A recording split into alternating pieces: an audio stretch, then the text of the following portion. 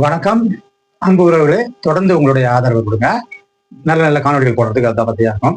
இப்ப முதல்வர் விஜய் அவர்கள் வந்து திருச்சியில ஒரு மீட்டிங் அட்ரஸ் பண்ணார் அப்படிங்கிறத பார்க்கலாம். அதுல அவர் வந்து அந்த உரையை பற்றி நிறைய காணொலிகள் வந்துட்டதால திரும்ப திரும்ப நம்ம அந்த அதுல உள்ள மிஸ்டேக்ஸை பற்றி நம்ம எடுத்து சொல்ல மீண்டும் அது தேவையில்லாத ஒரு விஷயம் நினைக்கிறேன்.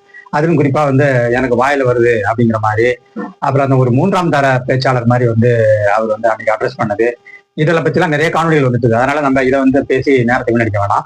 நம்ம ஸ்ட்ரெயிட்டா மேட்டருக்கு வரும். அதாவது என்னன்னா, மக்களால் இப்ப தேர்ந்தெடுக்கப்பட்டு எல்லா மக்களுக்கும் ஓட்டு போடாதவர்களுக்கும் முதல்வராக இருக்கிற விஜய் அவர்களே, தயவு செஞ்சு வந்து திமுக படிக்கிறத விட்டுட்டு, திமுக மேல பழிய போடுறதை விட்டுட்டு, ஆட்சி நிர்வாகம் அதாவது கவர்னன்ஸ் அது என்னன்னு பண்றதுக்கு கொஞ்சமாவது முயற்சி பண்ணுங்க. அதுதான் இப்ப நீங்க செய்யக்கூடிய வேலையை ஒழிய, நீங்க தொடர்ந்து வந்து இன்னும் எலெக்ஷன் உள்ளே இருந்துக்கிட்டு போட்டி திமுகவுக்கும் டிவிகேவுக்கும் சொல்லிட்டு இருந்தீங்கன்னா, அந்த மாதிரி ஒரு மோசடி, அந்த மாதிரி ஒரு வெட்கக்கேடு, அந்த மாதிரியான ஒரு பித்தலாட்ட நடவடிக்கை அரசியல்ல வந்து வேற எதுவுமே இருக்க முடியாதுங்கிறதா நம்ம இந்த நேரத்துல தெரிஞ்சுக்கிறோம்.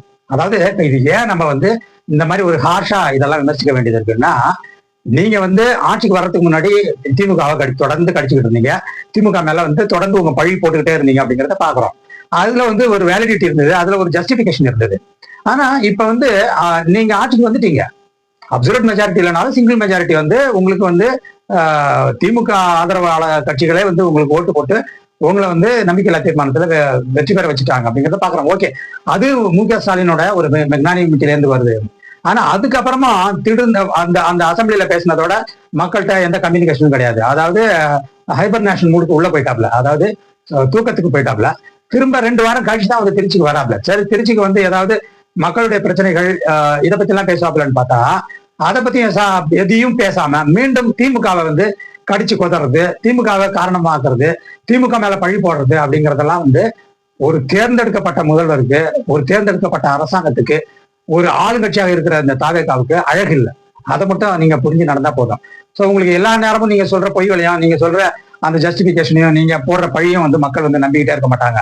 ஒரு டைம்ல வந்து மக்கள் என்ன பண்ணுவாங்கன்னா, அதை கேள்வி கேட்க ஆரம்பிச்சுவாங்க. என்னையா அது, சரி அவங்க சரியில்லைன்னு நீ சொன்ன, அதுக்காக நாங்க உங்களுக்கு போட்டோம், அப்ப நீ திரும்ப அதே பண்ணிட்டு இருந்தீங்கன்னா பேசாம நாங்க வந்து மீண்டும் அவங்களுக்கு தான் போடுற மாதிரி வரும் அப்படிங்கிற மாதிரியான முடிவு தான் மக்கள் எடுப்பாங்க. அதனால இப்ப நீங்க செய்ய வேண்டியது என்னன்னா, கவர்னன்ஸ், ஆட்சி நிர்வாகம், அதுதான் வந்து இப்ப நீங்க செய்ய வேண்டியது.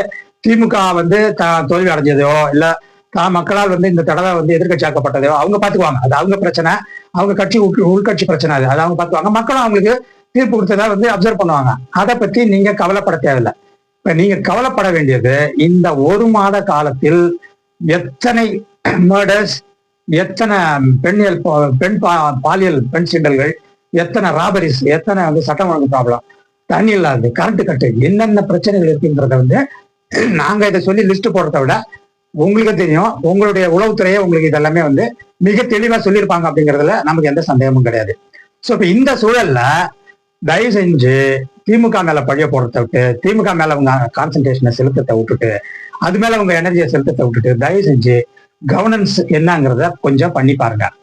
டெய்லி வந்து மக்கள்கிட்ட வந்து கம்யூனிகேட் பண்ணுங்க. அதே மாதிரி அதிகாரிகளுடைய மீட்டிங்கை தொடர்ந்து நடத்துங்க. நடத்தி சட்டம் ஒழுங்கு பிரச்சனை ஏன் இவ்வளவு சீர்கட்டு போயிருக்கு, நாளொரு மேனியும் பொழுதுரானமாக எப்படி இந்த கிரைம்ஸ் எல்லாம் வந்து அரங்கேறிக்கிட்டு இருக்கு. அதாவது இன்றைய வானிலை மாதிரி இன்றைய கிரைம் அப்படின்னு ஒரு டெம்ப்ளேட்டை போட்டுக்கலாம் போட்டிருக்கு. இந்த ஆட்சி வந்த பிறகு பாத்தீங்கன்னா, காலையில எழுந்திரிச்ச உடனே இன்றைய கற்பழிப்புகள், இன்றைய மரணங்கள், இன்றைய ராபரிஸ், இன்றைய தாவேகாவினருடைய அட்டுழியம் அப்படிங்கிற மாதிரி ஒரு பெரிய டெம்ப்ளேட்டை போட்டு இப்ப நம்ம செயல்படுத்தலாங்கிற அளவுக்கு உங்கள் ஆட்சி மிக கேவலமான ஆட்சியாக மாறிக்கொண்டிருக்கிறது. சட்டம் ஒழுங்கு சந்தி சிரிக்கிறது. கிரைம்கள் வந்து டெய்லி ஒரு கிரைம்கள். எந்த பெண்களுக்கு பாதுகாப்பு கொடுத்தீங்க, எந்த சிறுமிகளுக்கு பாதுகாப்பு கொடுத்தீங்க, எந்த சிறுவர்களுக்கு பாதுகாப்பு கொடுக்கன்ட்டு உறுதிமொழி நிறைய கொடுத்தீங்களோ அந்த அவங்களுக்கான வந்து கிரைம் ரேட் வந்து இன்க்ரீசிங்காவே போயிட்டு இருக்கு அப்படிங்கிறத பாக்குறோம். இப்ப நீங்க கொடுத்த வாக்குறுதி இருக்குல்ல, 2500, 6 சிலிண்டரு, மின்சாரம் இலவசம், இதெல்லாமே வந்து கடந்த போது தூக்கி குப்பையில போட்டுருவோம். இப்போதைக்கு தாய்மை அது பண்ணலன்னா கூட அதனுடைய சீரியஸ்னஸ் வந்து ரொம்ப பெருசா போறது கிடையாது. அதே மாதிரி வந்து எதிர்கட்சிகளும் திமுகவும் 6 மாசம் நாங்க உங்களை விமர்சிக்க மாட்டோம்னு சொன்னாங்க. அது எதுக்குன்னா கவர்னன்ஸை பத்தி தான். ஆனா டெய்லி நடக்கிற இந்த குற்றம் குறைகள், இந்த பாலியல் வன்கொடுமைகள், திருடுகள், கொள்ளைகள், மிரட்டல்கள், உங்க கட்சிக்காரங்க பண்ற அராஜகம், வந்து கவர்மெண்ட் ஆபீசர் உள்ள கொஞ்சம் அராஜகம் பண்றது, இதுக்கெல்லாம் அது பொருந்தாது. இதுக்கெல்லாம் வந்து 6 மாசம்லாம் வெயிட் பண்ணா இந்த தமிழ்நாடு வந்து சுடுகாடா மாறிடும். ஏற்கனவே சுடுகாடா மாறிடுச்சு தமிழ்நாடு. அப்படி இருக்கும்போது இன்னும் எங்களுக்கு டைம் கொடுங்கன்னா, என்ன இருக்கிற சுடுகாட்டை பெரிய சுடுகாட்டா மாத்தணுமா? அதுதான் உங்களுடைய நோக்கமா? அதுக்கெல்லாம் இனிமே டைம் தர முடியாது. இனிமே 6 மாசம் டைம்லாம் வந்து கவர்னன்ஸுக்கும் ஓரியன்டேஷனுக்கும் உங்க சீட்ல உட்காந்து என்ன நடக்குதுங்கிறத கொஞ்சம் பயிற்சி எடுத்துக்கிறதுமான வழிய அது ஒரு பக்கம் நீங்க எடுத்துங்க, அதை பத்தி நமக்கு வந்து கவலை கிடையாது. ஆனால் இந்த நடைபெறுகிற சட்டம் ஒழுங்கு பிரச்சனைகளுக்கும் நடைபெறுகிற குற்றவியல் கேஸுகளுக்கும் இந்த பவர் கட்டுகளுக்கும் இதுக்குமே வந்து நம்ம 6 மாசம் டைம் தர முடியாது. அது வந்து தமிழ்நாட்டை மேலும் மேலும் மிகப்பெரிய ஒரு இடர்பாடுகளுக்குள்ள கொண்டு போய் விட்டுருங்கிறது தான் நம்ம இந்த நேரத்துல சொல்லிக் கொள்ள விரும்புறோம். ஆகவே இந்த 6 மாச டைம் முக்கையும் இப்ப இதை விமர்சனம் பண்றதுக்கும் எந்த சம்பந்தமும் கிடையாது. அதை நீங்க முடிச்சு போட்டு பார்க்க முடியாது அப்படிங்கிறத நம்ம இந்த நேரத்தில் சொல்லிக்கிறோம். அப்புறம் வந்து இன்னொரு மிக முக்கியமான விஷயம், கம்யூனிகேட் பண்ணுங்க, மக்களோட டெய்லி கம்யூனிகேட் பண்ணுங்க.